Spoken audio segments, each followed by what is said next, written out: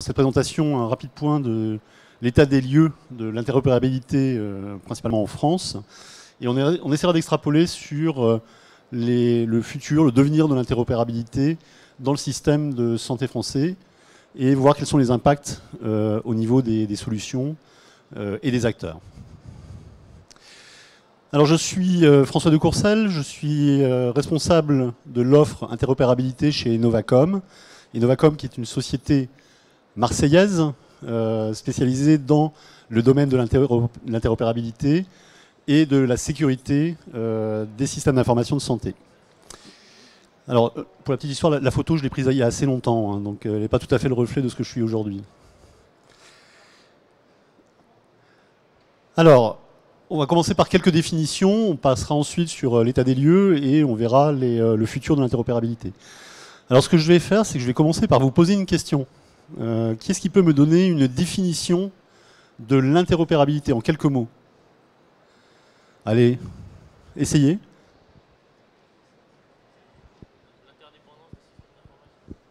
Interdépendance des systèmes d'information, c'est pas mal.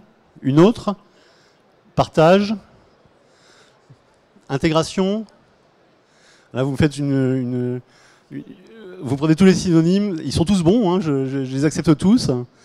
En fait, c'est vrai que la définition de l'interopérabilité, il y en a beaucoup. J'aime bien celle-ci, qui est la définition officielle d'IMSS, qui a été faite en 2013, et qui définit l'interopérabilité comme la capacité des systèmes d'information de santé à travailler ensemble au sein et à travers les frontières organisationnelles, afin de faire progresser et rendre efficace la production des soins pour les individus et la communauté. Donc vous voyez que l'interopérabilité, ce n'est pas simplement de faire connecter des systèmes.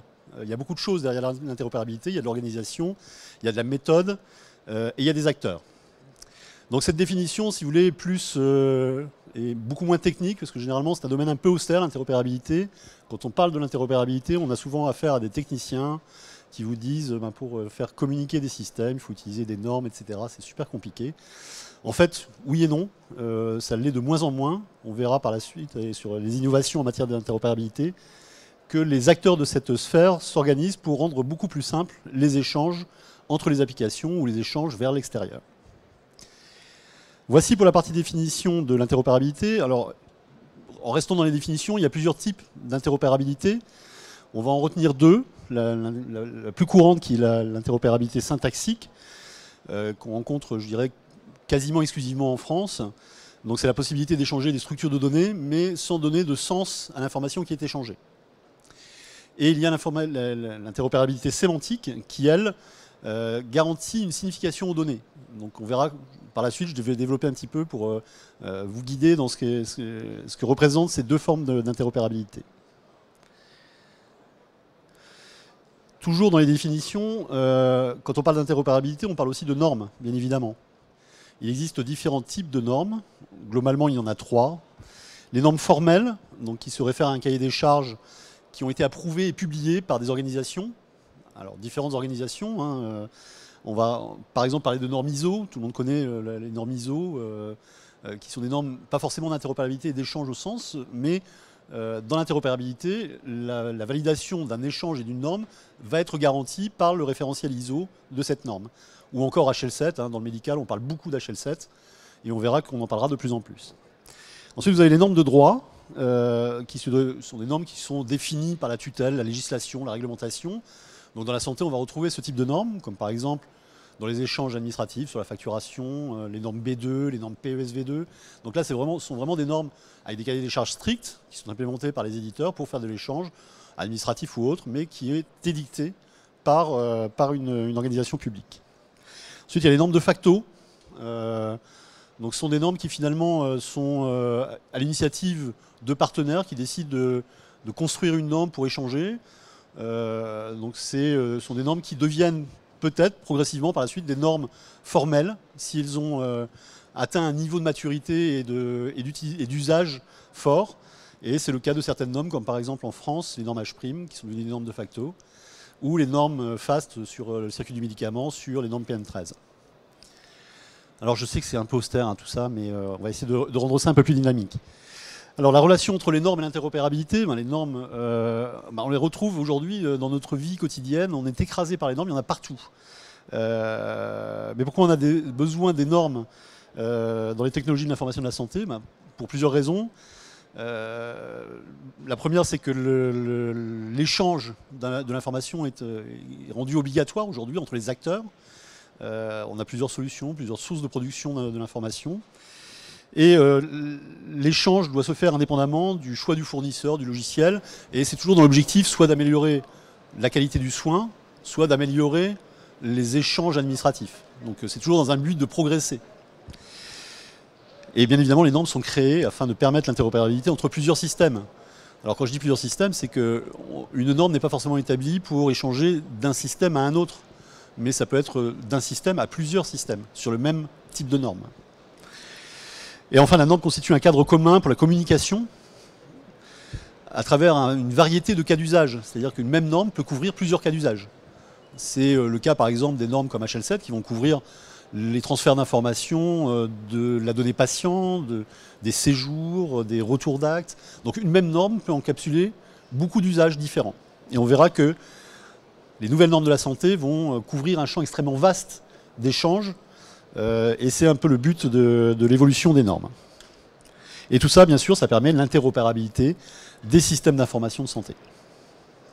Alors les bénéfices attendus au travers de l'interopérabilité, c'est l'amélioration de l'accès à l'information, c'est bien évidemment la diminution des coûts, l'amélioration des workflows, c'est-à-dire la fluidité dans le système d'organisation.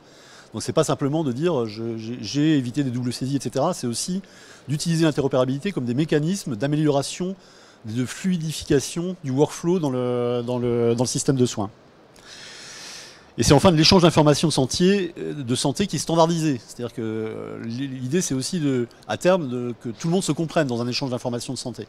Donc c'est le but ultime de l'interopérabilité, c'est que tout le monde parle à un langage commun, un vocabulaire commun, et on arrivera de plus en plus vers l'usage de l'interopérabilité sémantique.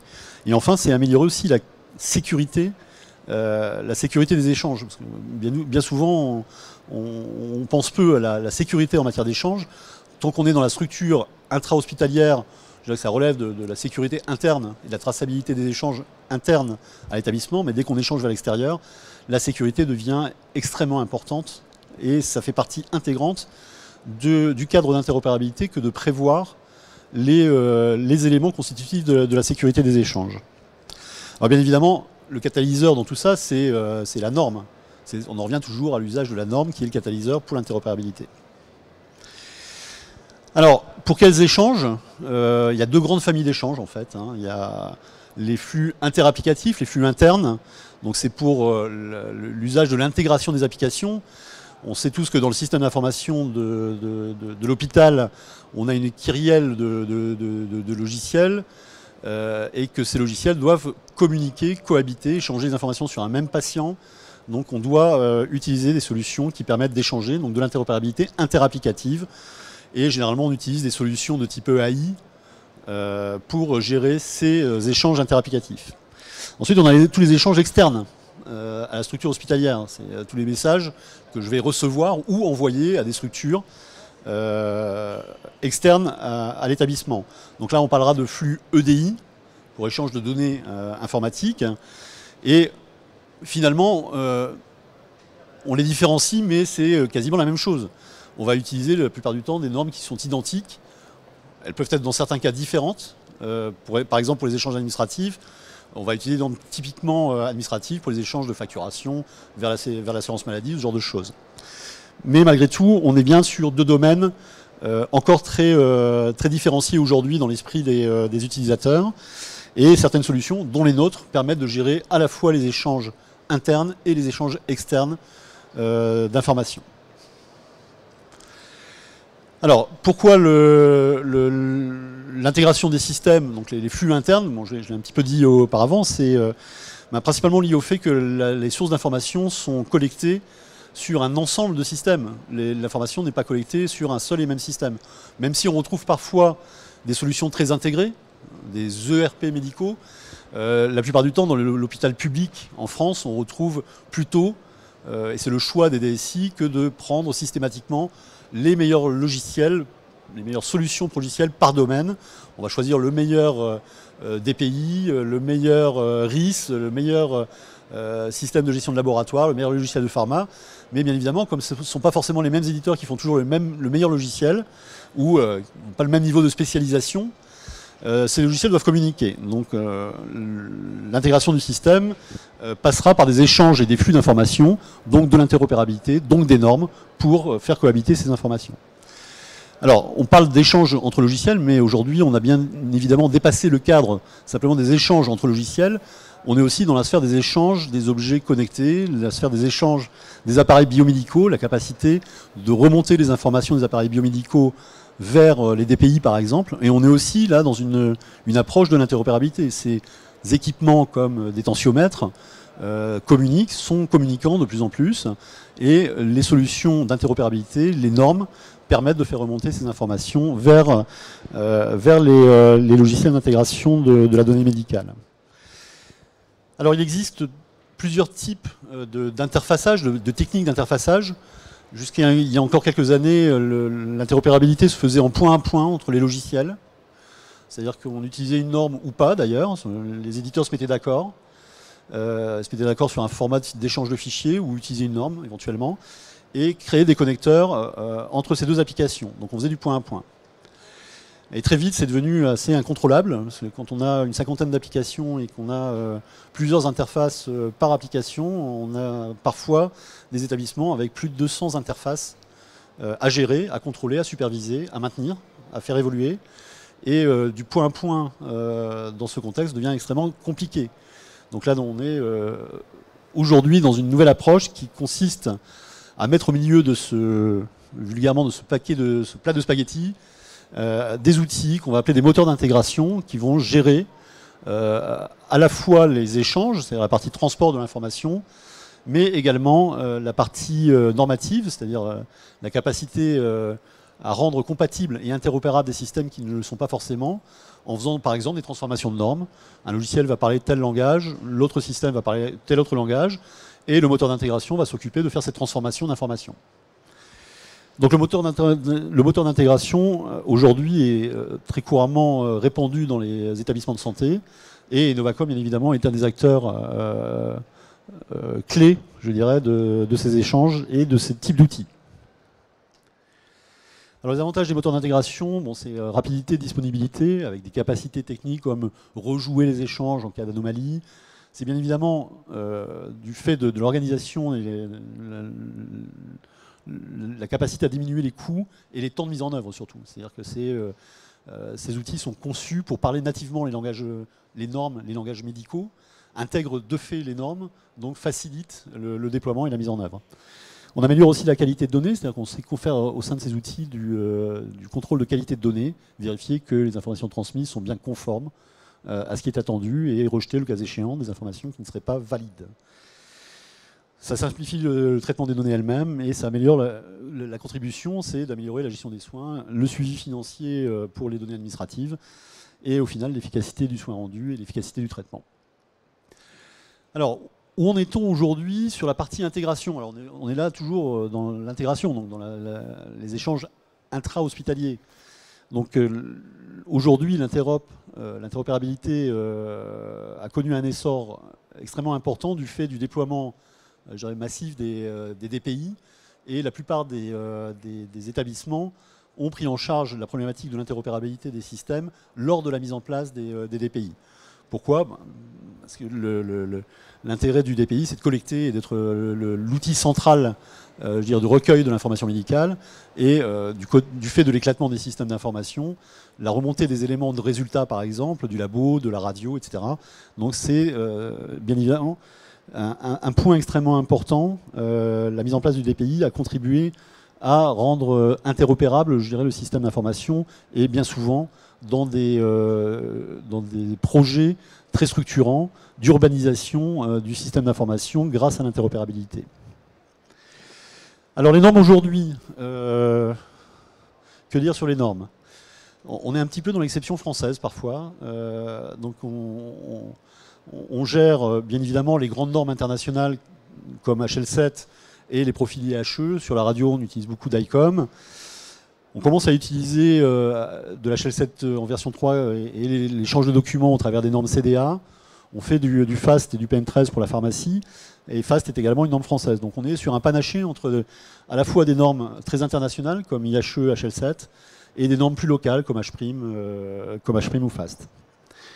Alors rien de grave à ça, hein, je veux dire, c'est simplement un constat, c'est qu'aujourd'hui on est encore sur des systèmes qui échangent sur des normes et des protocoles purement français.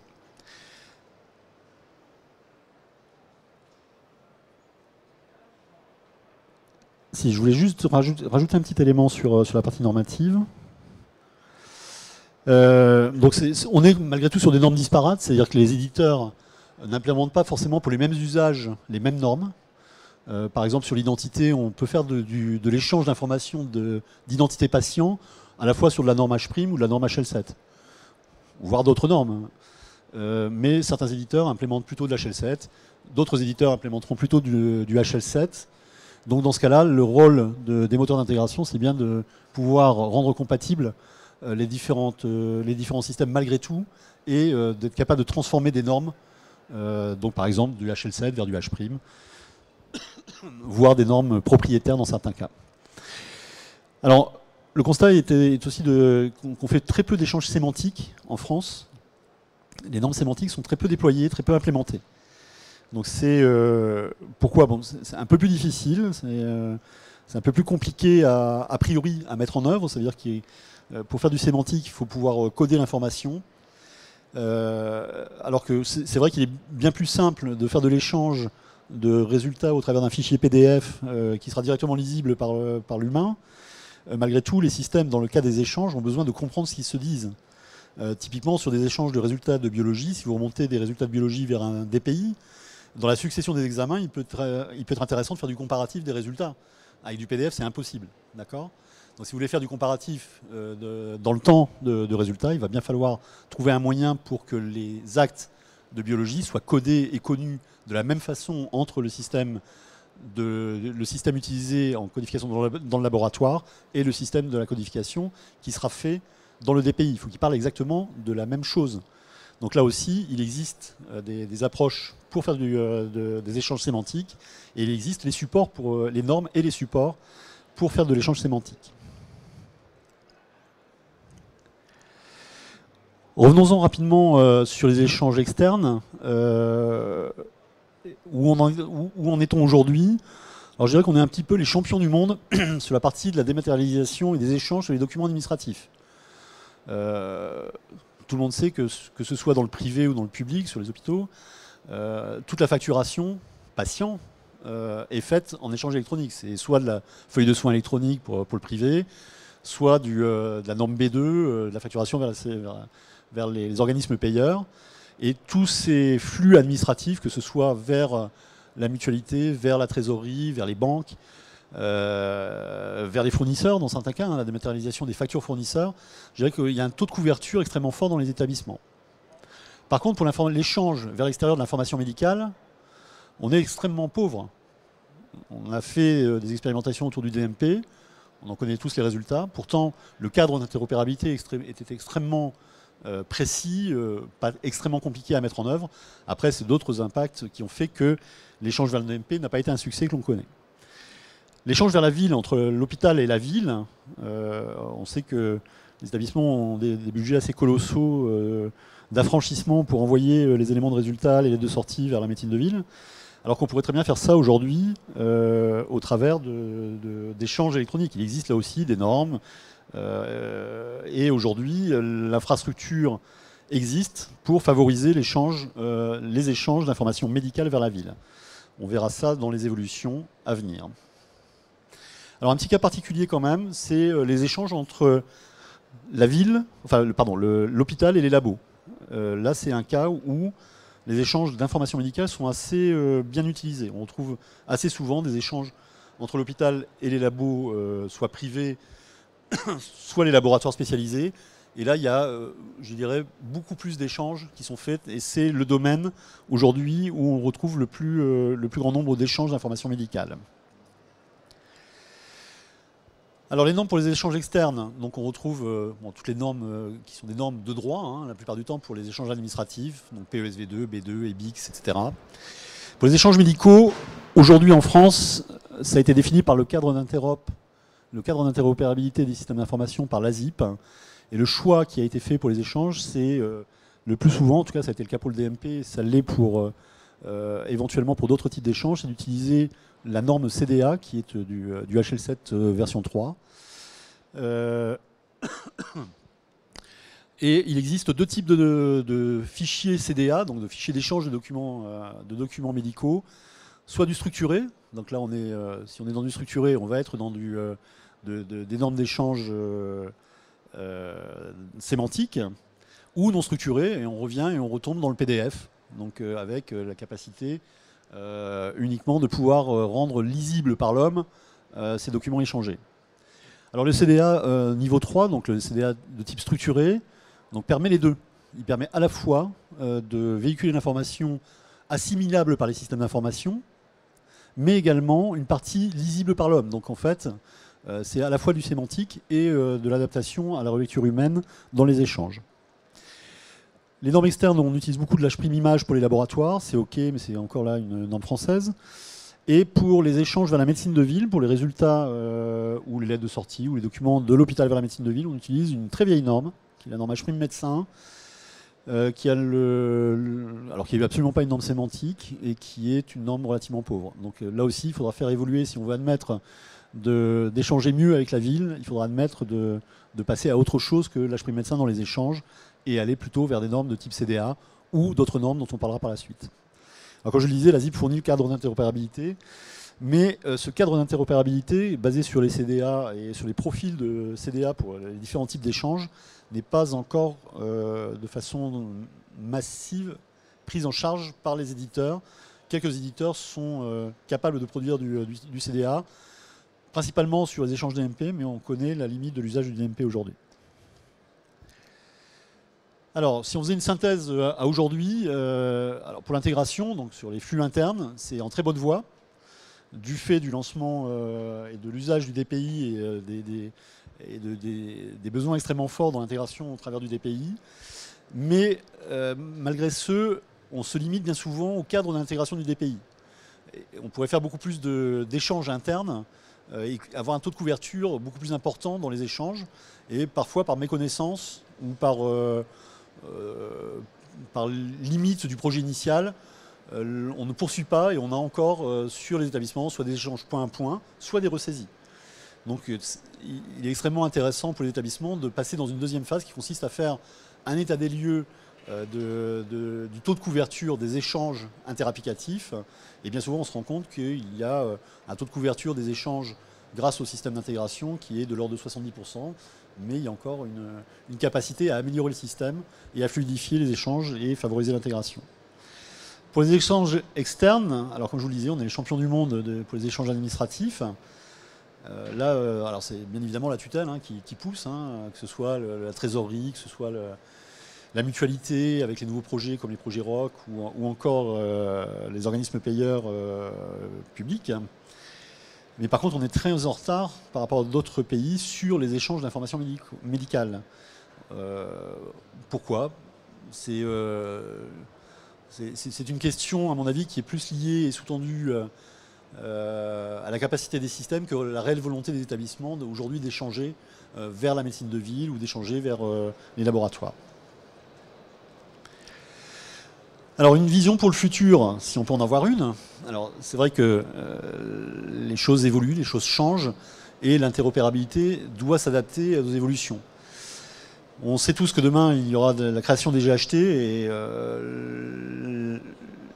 le besoin d'interopérabilité des systèmes s'en verra accru, forcément.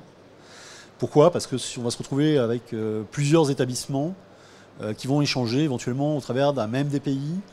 On aura une multiplication des sources d'information, une multiplication des systèmes d'information, même si l'idée serait d'intégrer au mieux les systèmes d'information dans le cas des GHT.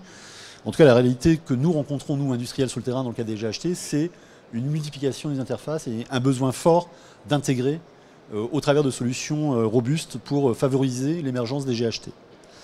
Ensuite, il y aura ce qui a été annoncé, la labellisation des logiciels médicaux. Alors ça va être un élément extrêmement intéressant dans l'évolution des applications métiers. Pourquoi? Parce que la labellisation des logiciels médicaux fera la part belle à des critères d'interopérabilité. C'est-à-dire pour être éligible à terme à la labellisation des logiciels médicaux, il faudra répondre à certains critères, logiciel par logiciel, des critères qui seront le choix des normes, l'implémentation des normes et le respect de ces normes. Donc ça contribuera forcément à une meilleure implémentation des normes dans le système de soins et une capacité à faciliter les échanges. Donc ça, c'est des choses qui sont mises en œuvre. La labellisation devrait concerner tous les industriels, y compris Novacom, sur un horizon assez court. Ensuite, d'autres choses qui feront évoluer les cadres d'interopérabilité en France, c'est la mise en œuvre des dossiers régionaux. On connaît tous aujourd'hui les projets PAERPA, les projets TSN, Territoire de Santé Numérique. Et là, on est à la fois dans l'échange, mais surtout dans le partage de l'information médicale. Et c'est vraiment des choses qui sont au centre de ces projets. C'est être capable d'avoir un dossier médical longitudinal. Et on ne peut pas imaginer d'avoir un dossier médical longitudinal. Hein, l'ensemble des acteurs dans la chaîne de soins peuvent communiquer ou recevoir de l'information. Et il faut bien évidemment admettre que ça n'est possible que grâce à des systèmes pertinents d'interopérabilité avec un respect des normes, l'évolution des normes, etc. Donc ça, c'est un petit peu sur le contexte futur. Et on peut faire malgré tout quelques constats sur le partage de l'information médicale. C'est une vraie volonté. C'est-à-dire qu'aujourd'hui, nous, en tant qu'industriels, on est consultés tous les jours pour aller vers des projets de partage de l'information. Alors, c'est des partages soit externes, dans la chaîne de soins et dans la vision du dossier transverse, mais également c'est de partager l'information en interne. Là, on revient aussi sur la problématique de l'interconnexion des appareils biomédicaux, la remontée des informations vers le DPI, mais pas uniquement entre les applications, mais bien vers des appareils, vers le dossier médical. Sur les normes, le problème c'est que l'interop c'est vieux finalement. Hein. Je veux dire, les normes c'est pas nouveau. HL7 ça a 25 ans. HL7 V2, enfin je parle même pas de la V1 qui a été très peu déployée, mais la V2 en tout cas. Donc on est sur des choses un peu vieillissantes, vieillottes et pas toujours très pratiques. Même si ça fonctionne, c'est lourd à implémenter, c'est coûteux pour les industriels, c'est coûteux aussi à terme pour les établissements. Donc il y a de nouvelles choses qui se préparent qui permettront à la fois d'aller vers l'interopérabilité sémantique, mais également de faciliter l'implémentation de ces normes, de faciliter le déploiement de ces outils d'interopérabilité. Alors il y a une vraie pression des acteurs de la sphère de santé pour élargir le partage de données à l'ensemble des organisations, des disciplines, voire au-delà des frontières. C'est-à-dire qu'aujourd'hui, le cadre d'interopérabilité est défini en France, mais on est d'ores et déjà dans des projets transfrontaliers. On a, nous, des projets qui ont eu le jour il y a un peu plus d'un an, qui permettent de faire de l'échange d'informations, entre autres sur le DMP entre des hôpitaux de la région de Toulouse pardon, vers les dossiers des établissements transfrontaliers espagnols, donc avec des cadres d'interopérabilité finalement qui sont assez proches parce qu'on utilise exactement les mêmes normes, on utilise du CDA pour échanger et remonter l'information. Après, avec toutes les problématiques que l'on rencontre sur l'identification du patient. Typiquement, dans le cadre du DMP français, on utilise un identifiant unique qui était l'INSC, ce qui n'est pas le cas en Espagne, donc il a fallu s'adapter à ces contextes. Mais là encore, les outils d'interopérabilité sont suffisamment intelligents pour savoir s'adapter à ces contextes un petit peu compliqués. Et la pression du terrain, c'est aussi d'intégrer plus vite. L'adaptation, c'est aussi d'être capable de mettre en œuvre des solutions extrêmement rapidement. Avoir un projet d'interopérabilité, ça se comptait parfois en années. Aujourd'hui, l'idée, c'est d'être capable d'être extrêmement flexible et de proposer des outils qui permettent des projets d'intégration, non plus en mois ou en années, mais en jours ou en semaines. Donc j'ai un labo mutualisé dans une GHT, il faut que le projet de mutualisation de ce labo se fasse en quelques semaines et pas en quelques mois. Parce que c'est une vraie volonté aujourd'hui d'aller vite dans ces projets-là. Alors, l'évolution, c'est vers les échanges externes. Donc il y a une kyrielle de besoins exprimés sur les échanges externes. Donc c'est dans la médecine de ville, vers les structures externes, c'est les laboratoires externes, les hôpitaux partenaires, qui ne sont pas forcément dans une GHT, mais partenaires sur certains axes, les réseaux de soins, la cancéro, la télémédecine, l'hospitalisation à domicile, mais également tous les réseaux de veille, l'INVS, etc. Donc tout ça fait partie du contexte de l'échange de l'interopérabilité, et les échanges externes sur une vision du dossier patient, sur une vision de la donnée médicale, va devenir un enjeu extrêmement important dans les années à venir. Alors quels sont les grands axes d'évolution attendus en matière d'interopérabilité? Les trois principaux sont l'approche de l'interopérabilité sémantique. C'est d'être capable de faire comprendre au système non pas simplement de quoi on cause, mais comment l'intégrer, comment le manipuler. Ce sont les nouvelles normes. Et enfin, c'est la sécurisation des échanges pour les échanges externes.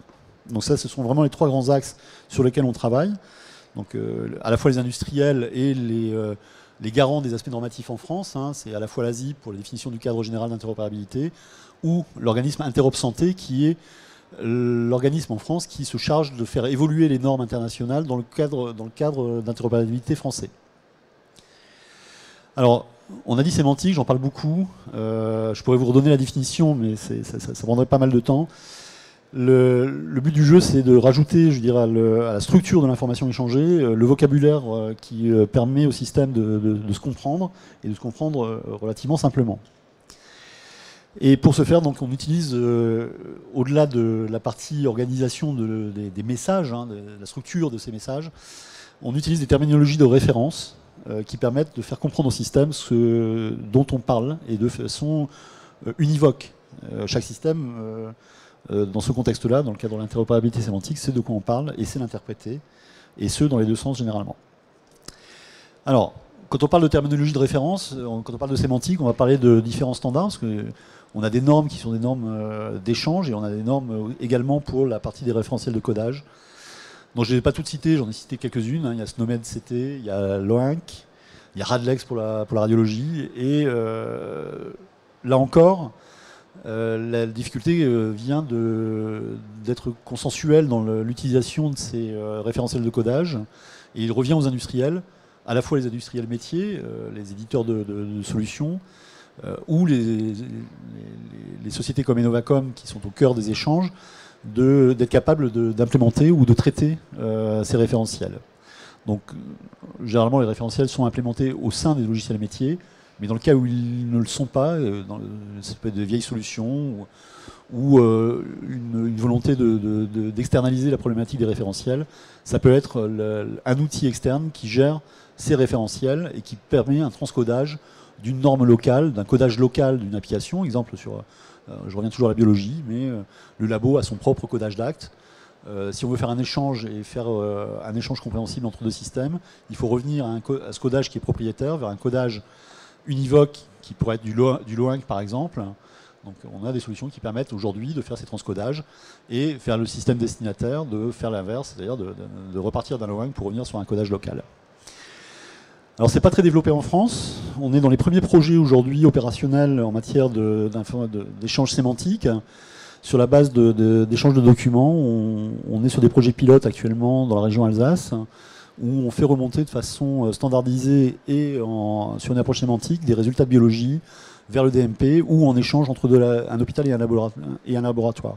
Donc pour ce faire, on utilise encore une norme assez ancienne, hein, le CDA, qui est de l'HL7 version 3 pour ceux qui connaissent, et on a utilisé dans ce contexte du codage LOINC pour faciliter l'échange et que tout le monde sache correctement coder et interpréter les types d'examens. Alors LOINC permet à la fois de faire la gestion du résultat, mais également de la demande de l'examen, de la prescription.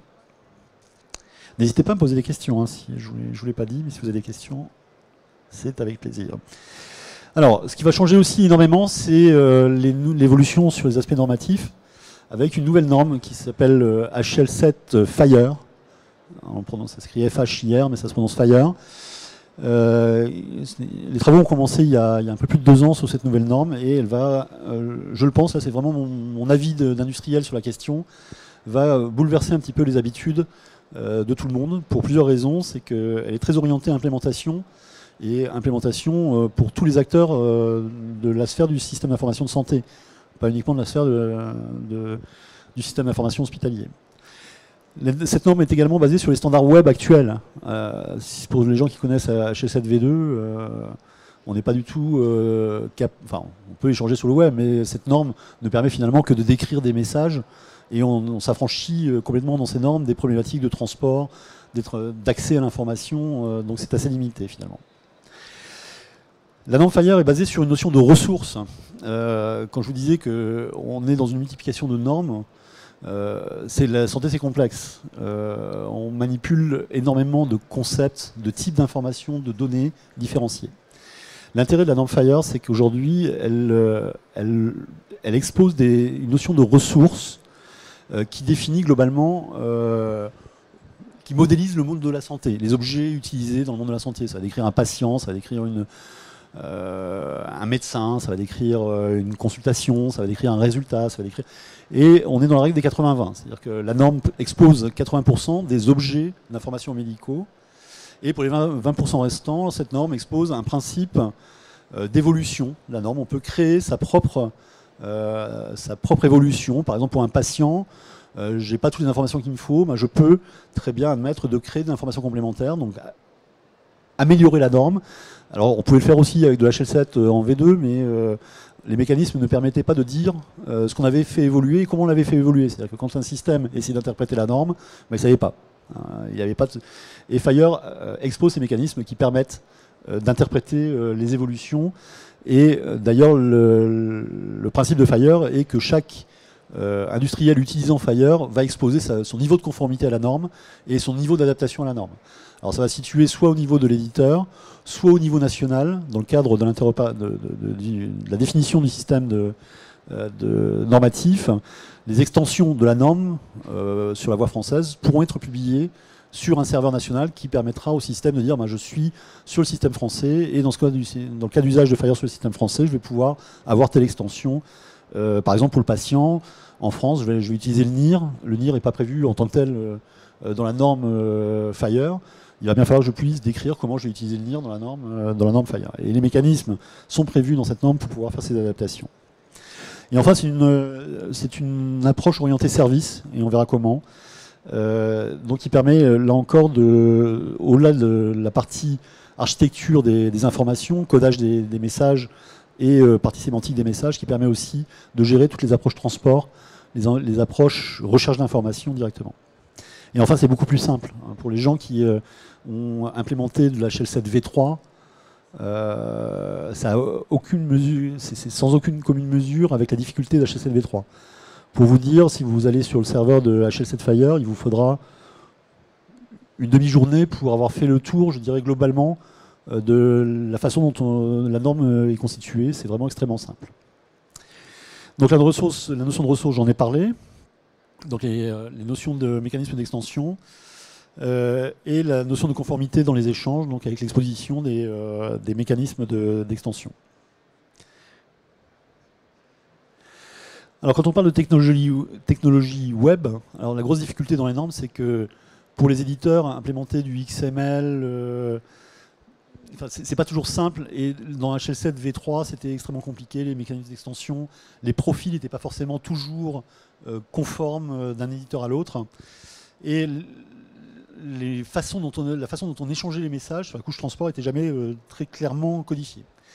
Donc quand on parle de technologie web, c'est-à-dire que aujourd'hui, la norme FHIR permet sur la partie de la description des messages elle-même, soit de faire le choix de XML, soit éventuellement de faire le choix de JSON. JSON étant la description standard de données dans un navigateur, dans un browser internet. La façon dont on décrit les données, c'est du JSON. Donc c'est extrêmement simple pour n'importe quel développeur de travailler sur du JSON aujourd'hui. Donc les collections d'informations sont...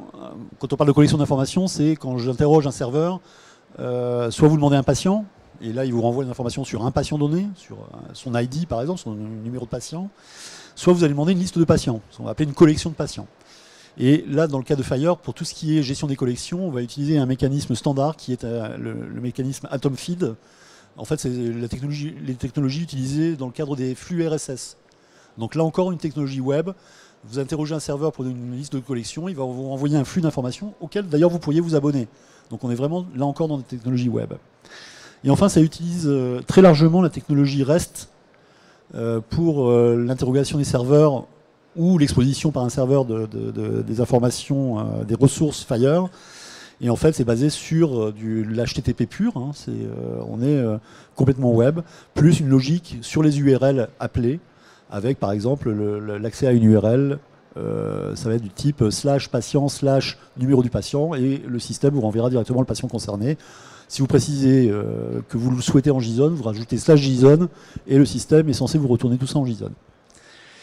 Pour la partie sécurité, c'est soit de l'HTTPS, ou soit du OAuth pour la sécurité, ou tout autre mécanisme de sécurité implémentable au travers du web, hein, à condition d'être conforme